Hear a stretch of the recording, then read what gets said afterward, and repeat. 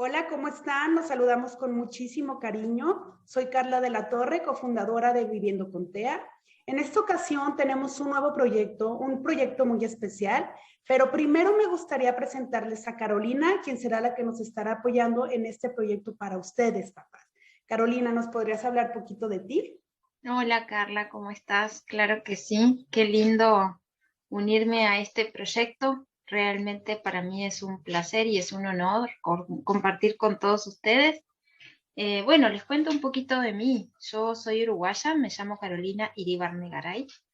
Em, en este momento en realidad estoy dedicada 100% a lo que he decidido llamar una terapia integrativa o integral, porque manejo diferentes herramientas. Tengo una formación en psicología, pero por sobre todas las cosas en psicoterapia. Me especializo en el modelo Benenson, que es uno de los 5 modelos reconocidos por la Organización Mundial de la Salud, y además es un modelo de musicoterapia no verbal. Entonces, bueno, con esta primera plataforma empecé como a investigar y a desarrollar otros estudios. Soy formada en música, mi primer contacto es la música definitivamente, pero esto era de muy chiquita y de muy chiquita no era terapeuta, obviamente. Pero bueno, por eso empecé la carrera de psicología, la dejé después de 2 años y me volqué por sobre todo el estudio de los recursos pedagógicos que puede tener la música. De la mano con esto, bueno, llegan otras herramientas también relacionadas a la música, con bases en las neurociencias, en el comportamiento humano, en por qué las emociones, el peso que tienen las emociones en nuestra vida. También cursé una especialización en psicodiagnóstico, porque la psicología, si bien dejé la carrera, me acompaña hasta el día de hoy y me acompañó paso a paso, porque soy una apasionada de la psicología definitivamente. De ahí, bueno, estudios de filosofía también, de distintas religiones, distintas culturas, distintas filosofías de vida. Y finalmente, también incursiono en el aspecto del tarot evolutivo, del tarot terapéutico, que es con el enfoque junguiano, ¿no? Porque, bueno, finalmente Jung es el que desarrolla un poco más toda esta parte, tal vez un poco escindida hoy por hoy de la psicología, pero que forma parte. Y bueno, con todas estas herramientas y algunas más que seguramente se me pasan por ahí, después podemos dejar tal vez una presentación escrita para que puedan saber un poquito más de mí. Pero bueno, con estas herramientas técnicas de gestión emocional también, empiezo a desarrollar una terapia que yo le llamo más bien un acompañamiento emocional, ¿no? En donde trabajo especializándome en la gestión de crisis. Eh, He trabajado también durante muchos años, di clase de música y he trabajado con niños, adolescentes y adultos con distintas discapacidades. Entonces, desde ahí también y de la mano de todo esto, es que me veo tentada e invitada a participar de esto, que me parece magnífico y maravilloso, y realmente he tenido un trabajo, un, un acompañamiento durante la vida del trastorno del espectro autista muy cercano, porque me apasionó en su momento. El autismo fue uno de los mayores, eh, como, eh, no sé, esto que a uno le tira mucho internamente, quería como aprender mucho más. Y bueno, la vida lo trajo, lo llevó, lo trajo, lo llevó, y hoy por hoy otra vez estamos de la mano de este maravilloso mundo realmente.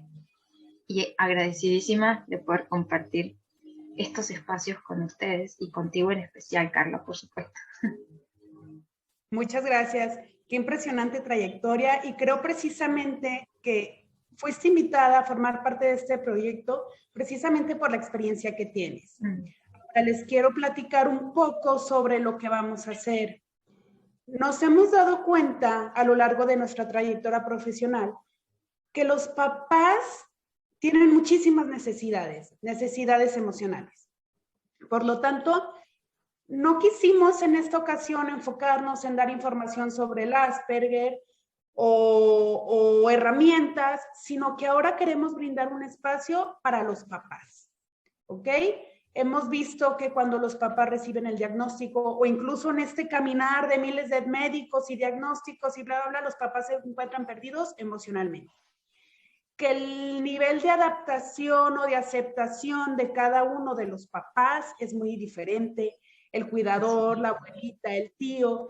Entonces, se ha perdido mucho o se dejan rezagados mucho. Entonces, sí, el niño acude a sus terapias, el niño acude a miles de cosas, pero los papás siguen en el limbo. Precisamente por eso creemos que es una necesidad muy grande y por eso queremos hacer este proyecto. Este proyecto estará consolidado por 4 módulos. Es decir, durante 4 semanas les estaremos dando información gratuita, Carolina y yo, en donde hablaremos de diferentes temas, ¿ok? El módulo de estas 4 semanas lo llamamos el diagnóstico y el proceso de aceptación. Entonces, nos vamos a enfocar mucho en lo que ustedes como papás van viviendo en este proceso de aceptación y asimilación, para de ahí partir a actuar. Pero un actuar desde papás más preparados emocionalmente. No queremos llamar la palabra sanar porque pues no hay nada que sanar, simplemente manejar toda esta cuestión de emociones que ustedes están sintiendo. ¿Ok? Por lo tanto, en este primer módulo nos encantaría hablar de ¿ahora qué? ¿Cómo vamos a enfrentar este diagnóstico? Ahora sí, Carolina, explícanos. Sí, bueno, la idea, como bien decía Carla, ¿no? Es compartir un espacio para poder brindarles ese apoyo que muchas veces todo está tan enfocado finalmente en el diagnóstico, en el niño, que dejamos un poco de lado a los acompañantes, ¿no? Y quién cuida a quién. Y bueno, por eso también empezamos como desde el comienzo con Carla y pensamos hacer esto desde el comienzo y van a ver que probablemente durante el correr de estos 4 primeros encuentros, y vendrán más, por supuesto que sí, porque seguiremos tratando temas,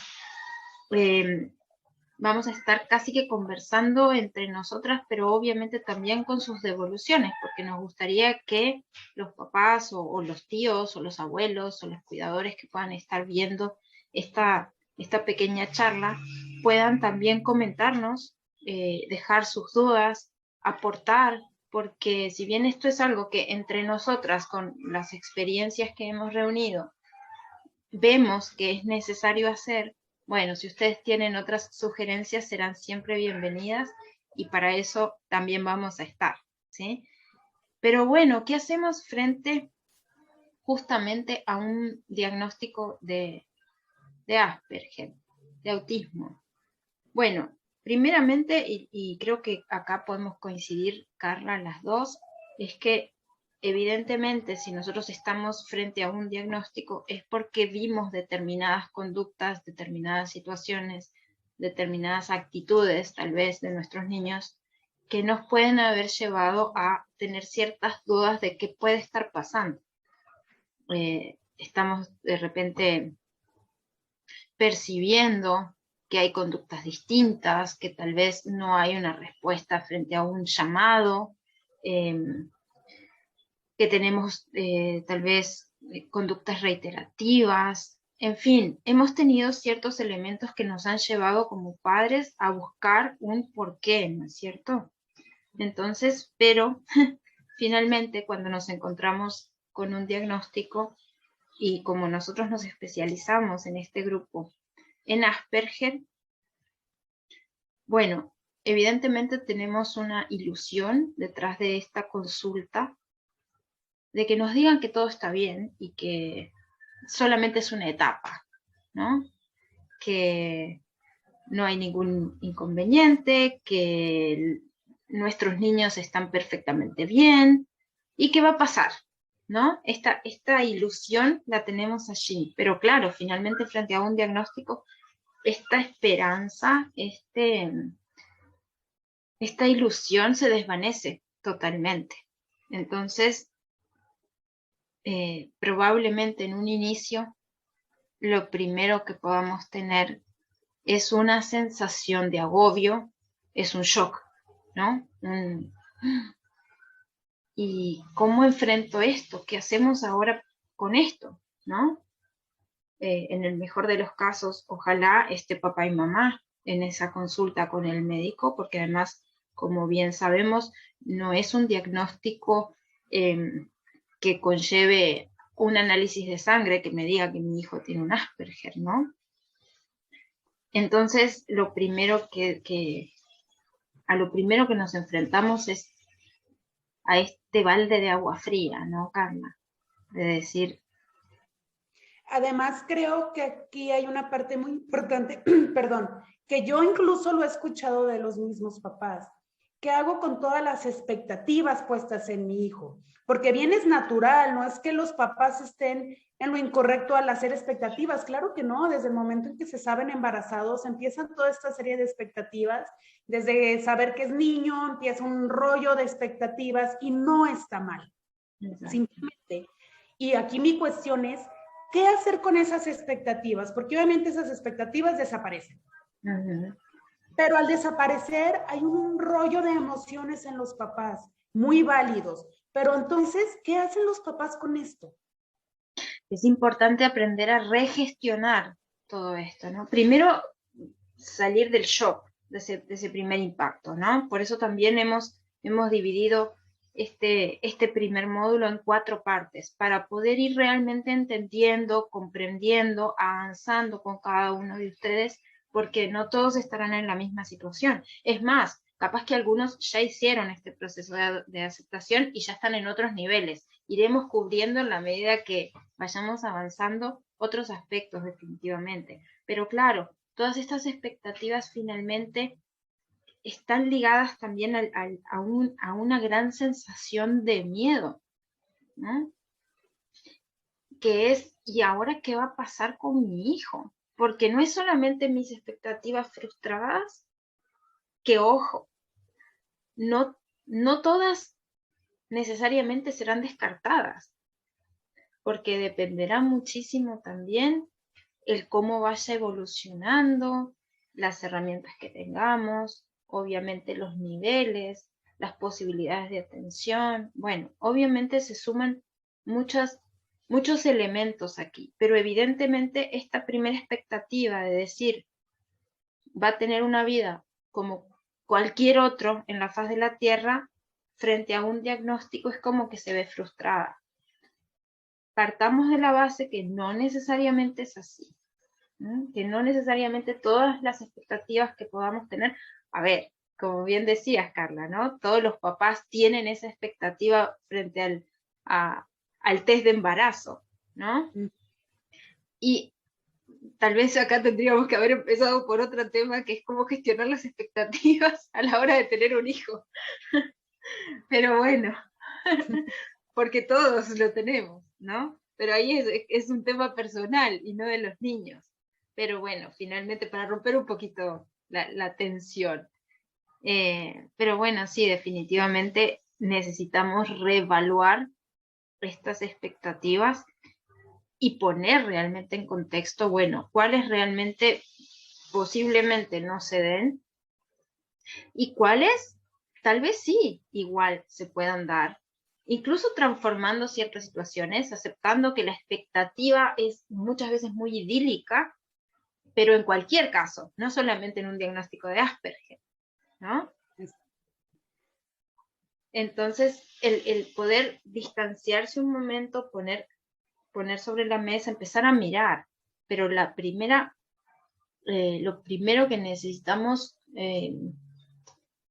permitirnos es justamente esta sensación de pérdida que se siente frente al no poder cumplir tal vez estas expectativas, ¿no, Carla? Sí, exactamente, porque a fin de cuentas es eso, una pérdida de expectativas, ¿no? Porque de repente se habla de duelo, pues sí, pero no es un duelo tal cual, porque no se perdió algo más que expectativas. Exacto. Ahora, como tú dices, hay que reevaluar las expectativas. Más bien lo que aquí creo que sería importante es que los papás vuelvan a poner expectativas, pero unas expectativas de acuerdo a lo más realista posible. Sin embargo, y te lo pregunto a ti, ¿cómo pueden hacer esto? ¿Cómo pueden llegar a este nivel de decir, ok, mis expectativas cambiaron, pero ahora voy a poner expectativas más realistas? Cuando ahorita en este momento no sé ni qué onda ni conmigo.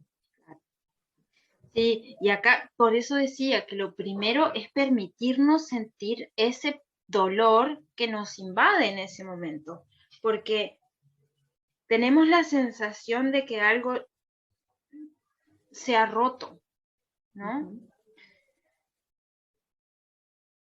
Lo primero es poder reconocer lo que estoy sintiendo, darle el espacio a esa emoción que estoy sintiendo, a este quiebre de expectativas, al dolor que puedo estar sintiendo frente a, bueno, todo lo que va a venir luego, que lo vamos a conversar probablemente en, el módulo, en la siguiente píldora o en la siguiente cápsula, que tiene que ver con todas las sensaciones de culpa que pueden venir aparejadas, todas las preguntas y los cuestionamientos que empezamos a hacernos desde el día 1, porque el pensar, bueno, pero tal vez si yo, y esto pasa mucho en las mamás, ¿no? Tal vez si yo no hubiera comido ese pedazo de chocolate en el embarazo, esto no hubiera pasado, ¿no? O tal vez si hubiera tomado más vitaminas, esto no hubiera pasado. Y obviamente estos pensamientos son entendibles, pero no son reales, porque en realidad no es que tú como mamá hiciste algo equivocado,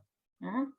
Esto ni siquiera hay pruebas contundentes de por qué sucede, pero definitivamente sí hay pruebas suficientes como para transmitirnos esa serenidad y esa aceptación, sí, que tiene que ver con que no es algo que hayamos hecho mal durante el embarazo, ¿no? Ahora, el poder empezar a poner expectativas nuevas o, como decía, ¿no? Reajustar nuestras expectativas tendrá que ser también en el día a día y en función de nuestros niños. Entonces, si tal vez la expectativa, en vez de ser qué va a ser de él cuando sea grande, tal vez tendrá que ser qué va a ser de él y de mí hoy, ¿no? Es qué podemos hacer hoy, cómo me puedo conectar con mi hijo hoy, qué puedo hacer para entender cómo está funcionando esto, cuáles son las posibilidades reales en cuanto a los avances que puede hacer un niño con un diagnóstico de Asperger, y a evaluar uno como padre realmente cuáles son sus capacidades de acompañamiento y de estimulación de nuestros niños. Porque aquí para mí uno de los pilares más importantes y que he visto también en el campo de juego, vamos a decir, tiene que ver con la actitud de los padres frente a un diagnóstico. Porque si un papá puede ver el potencial de su hijo, y esto va para todos, con o sin Asperger, ¿no? Si un papá puede ver el potencial de su hijo desde un lugar amoroso y no de exigencia, entonces podrá estimular a ese niño a que saque lo mejor de sí mismo. Hay historias increíbles de personas diagnosticadas con trastornos, permítanme, sé que es duro, pero mucho más difíciles de llevar adelante y que han logrado cosas increíbles en su vida. Y esto no es poner la expectativa en nuestros hijos de decir entonces tendrán que ser lo mejor del mundo, pero sí ver qué tienen ellos para ser los mejores dentro de su mundo, ¿no? Exactamente, y esto es bien importante. Ahora, sí, claro, los papás tienen muchísimo trabajo que hacer desde sus expectativas, desde la realidad. Ok, aquí tengo el diagnóstico, pero antes que el diagnóstico tengo a mi hijo presente y yo puedo ver las habilidades que tiene mi hijo y dónde puedo meterle para potencializar esas habilidades, vamos. Pero creo que para llegar aquí, que es precisamente lo que queremos tocar, hay toda una serie o no una serie, más bien un proceso de los mismos papás para poder enfrentar esto y enfrentarlo de la manera más inteligente emocionalmente posible. La pregunta sería, ¿cómo hacer, por ejemplo, unos papás que recién acaban de recibir el diagnóstico de su hijo? ¿Cómo empezar? ¿Por dónde empezar? Esa sería la pregunta.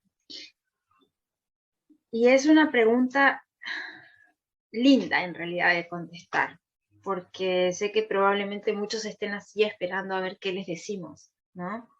Estos son sugerencias y obviamente para profundizar hay muchos ámbitos para hacerlo, pero el acercarse tal vez, el buscar una comunidad de apoyo creo que es fundamental.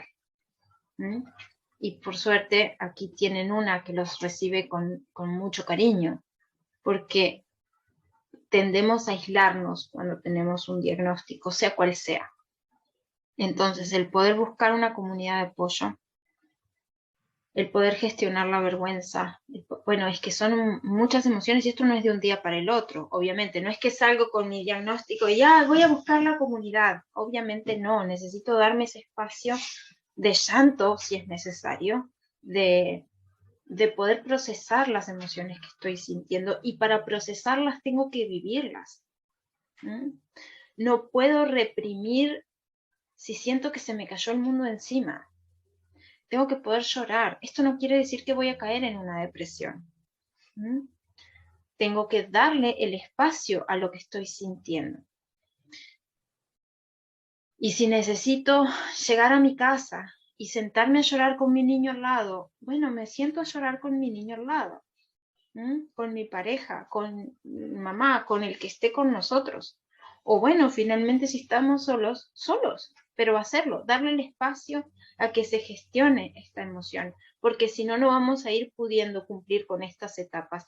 No es cumplir porque estamos jugando una carrera. No vamos a poder ir avanzando en esta escalera, vamos a ponerle así, ¿no? Como una escalera en donde vamos subiendo escalón por escalón hasta llegar a un estado de aceptación y de acción, como bien planteaba Carla. Pero entonces, esta será como la primer premisa. Dejar que las emociones afloren, obviamente no descargar mis emociones con otro, porque acá no hay culpables tampoco afuera. Entonces, si le quiero pegar a mi pareja, en vez de pegarle a mi pareja, peguémosle al colchón o a una almohada, ¿sí? Porque sí, también puede haber, obviamente, mucha ira, mucha bronca, mucha frustración dentro de esto. Entonces, el espacio de poder permitirme estos estados va a ser fundamental. Buscar ayuda. Buscar ayuda es, sí, otra vez, es fundamental, pero es fundamental porque muchas veces se reduce tanto nuestra visión en una situación de dolor que lo que va a ser una ayuda terapéutica es darme un poquito de aire, ¿no? Permitirme un poquito abrir este ojo y percibir que, oh, sí, está bien que me esté sintiendo así, está bien que le dé permiso a este llanto, a estas sensaciones, a esta ira, a esta tristeza, porque finalmente voy a poder pasarla, pero si yo la reprimo, me voy a quedar como con un nudo interno que no me va a permitir el avance. Informarnos, y acá yo no sé si te ha pasado a vos, Carla, pero para mí ha sido casi que un arma de doble filo, porque el que lo sabe todo, San Google, tiene un montón de información, pero a veces esa información no necesariamente es la que necesito leer, y entonces es más desinformación y peligro. Sí, precisamente yo recomiendo que no se pongan a ver Google. Sé que es lo más rápido y sé que es lo más normal y creo que todo mundo lo hacemos, ¿no? Sentimos algo y luego Google. Sí. Sin embargo, yo siempre les digo a los papás, acérquense mejor a un profesionista. Exacto. Márcame y pregúntame. Prefiero mil veces eso a que estén leyendo información inadecuada, porque lo único que va a hacer esto, desde mi punto de vista, es que van a leer algo que no les va a gustar y que en lugar de ayudarlos a que sus emociones o este proceso de sanación, vamos, no se va a poder hacer. Al contrario, los va a hundir y los va a hundir y los va a hundir en la culpa, por ejemplo, en el enojo. Entonces es donde realmente yo recomiendo que no se pongan a leer Google, que acudan con un profesionista. Ahora, en cuanto a las parte de las emociones, también se me hace muy interesante que lo digas, que hay que buscar ayuda y hay que buscar un grupo de apoyo y hay que buscar un terapeuta tal vez, o hay que desahogarse con quien sea. Sin embargo, también creo que Latinoamérica tiene una serie de tabús y es algo cultural respecto, uno, a las emociones Sí. y dos, ¿no? Entonces creo que el primer paso sería aprender a reconocer nuestras emociones y vivirlas. No tiene, ninguna es mala, pues, no tiene nada de malo todo un día sentirme triste, nada de malo. Aprendan a vivirlo, aprendan a sentirlo y aprendan a, ya, ok, ya lo viví, ya lo sentí, listo. Si están enojados, pasa lo mismo. Pero no hay que reprimir ninguna emoción y realmente esto de reprimir tiene que ver con algo cultural. Sin embargo, nosotros mismos es nuestra propia responsabilidad romper con esos tabús y yo, Carla, hacerme responsable de mis emociones y de mis sentimientos, dejando a un lado los pensamientos que me metieron culturalmente, ¿no? Sí, totalmente, porque aparte, bueno, es todo un tema, ¿no? El tema de las emociones, porque muchas veces cuando decimos no reprimas tus emociones, decimos, bueno, perdón, ¿no? Voy a usar un ejemplo un poco brusco, pero bueno, tengo ganas de partirle la cara, y como me dijeron Caro y Carla que no reprima, ¡pum!, le rompí la cara. No, no, eso no es. Y precisamente vivir la emoción es saber actuar de acuerdo a tu emoción. Exacto. Eso es saber gestionarlo. Pues me siento enojada y si necesito un espacio yo sola voy y me encierro en el baño, tal vez, porque es el único espacio que estaré sola. Pero sí también aprender a manejar estas emociones. Ahora, también un tema que se me hace importante que toquemos es que mamá y papá son dos individuos, ¿no? Con sus propias necesidades y con sus propias emociones. Entonces, papás, el hecho de que yo, mamá, esté súper triste y vea a él como si nada en negación, no quiere decir que no le importe o que no sepa manejar la situación. Simplemente su proceso está siendo distinto al mío. No está bien y no está mal, simplemente es diferente. Entonces también aprendan a respetar a su pareja desde su propio proceso, sin juzgarlo, sin que eso sea un motivo de pleito, simplemente respeto. Sí, y aquí entra muchísimo justamente el acompañamiento terapéutico, ¿no? El apoyo de un profesional, porque para todos va a ser, el impacto es igual para todos, pero no todos lo vamos a vivir de la misma manera. Entonces, sí, fundamental lo que estabas diciendo. Y antes de cerrar el capítulo Google, que sé que probablemente lo vamos a hacer igual, pero tratemos de filtrar y entender que no todo lo que aparece en Google realmente está avalado, ¿sí? No todo es realmente un estudio científico sobre el Asperger, ¿no? Y también tener en cuenta que tal vez es más provechoso para todos ir a preguntar en el grupo de contención, en el grupo de ayuda, si sé que hay una biblioteca en mi casa, en mi barrio, ir a la biblioteca y preguntar si hay algún tipo de material sobre autismo o sobre Asperger, poder preguntarle a mi terapeuta o a la mamá del niño que también resulta que sé que tiene un Asperger, preguntarle qué libro leyó o qué libro le ayudó. Eso tal vez es mucho más productivo, ¿no? Y también el cuidado de la pareja, porque, a ver, cuando se trata de los hijos, son temas muy sensibles en la pareja y que afectan mucho a la pareja. Entonces, esto justo que vos decías, Carla, de poder permitirle el espacio a mi pareja, así como yo me permito el espacio de vivir la situación como la esté sintiendo, también mi pareja lo va a hacer. Si yo quiero acudir al terapeuta y mi pareja no quiere acudir todavía al terapeuta, permitamos ese espacio para esa persona y más bien vayamos nosotros a buscar las herramientas de también cómo gestionar esa situación en nuestra vida. Porque no es que tu pareja no te apoye, no es que a él o a ella no le importe nada, no es que, no, por Dios, los hijos nos afectan en cualquier plano, ¿sí? Tanto a madres como a padres. Permitamos los espacios de gestión emocional y de los tiempos de latencia, ¿no? Que hablemos mucho dentro de niños con discapacidad.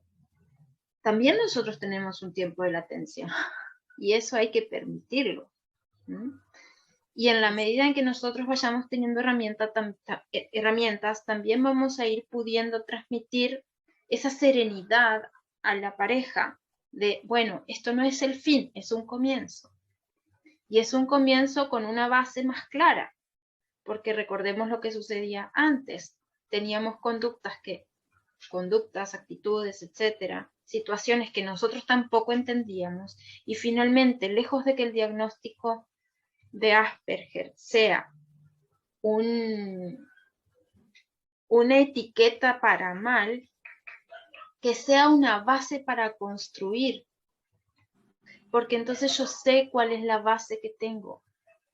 Yo entiendo entonces qué pasa y a partir de acá puedo actuar. Y hasta dónde voy a llegar, eso no está escrito y eso no me lo puede decir ningún estudio de Asperger, ni de ninguna otra cosa, porque ese es tu hijo y es tu realidad, ¿no, Carla?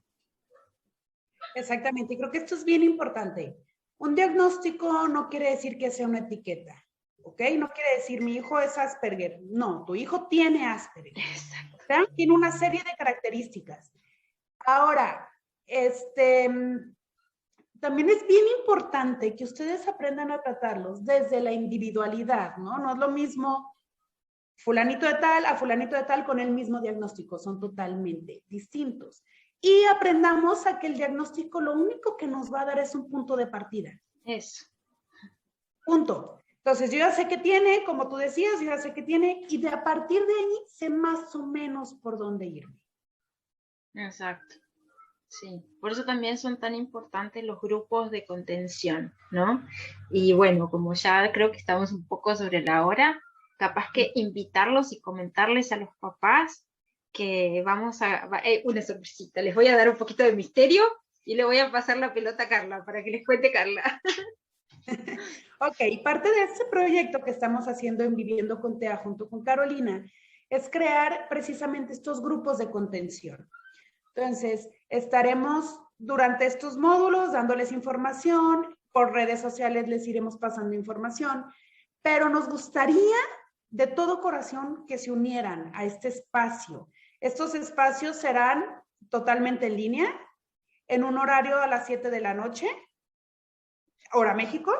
Por lo tanto, creo que puede ser un espacio muy enriquecedor, ¿no? Porque también hemos visto que en este tipo de grupos los papás se dan cuenta que no están solos y que lo que yo siento y lo que yo vivo también lo vive el otro. Entonces, como lo vivimos juntos, nos podemos dar ese apoyo que nadie más probablemente nos puede dar porque nadie lo vive como nosotros.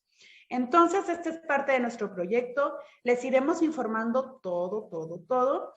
Nuestra idea es empezar el 14 de abril, pero por favor estén al pendientes. De igual manera, pues me gustaría mucho agradecerte, Carolina, por este espacio, este tema de hoy, muy interesante y muy importante para todos los papás. Y a ustedes, papás, que vean esto, por favor, déjenos sus comentarios, sus dudas, algún tema que les gustaría que se tratara, porque también es muy importante para nosotros hablar desde sus necesidades, ¿no? No desde las nuestras o de lo que nosotros creemos, sino de lo que ustedes creen y viven. Entonces, pues nada, nos despedimos de ustedes. Nos vemos la próxima semana. Muchas gracias, Caro. Muchas gracias. Gracias a todos. No se olviden de seguirnos. Estamos en Instagram, en Facebook y también van a poder ver este video en YouTube.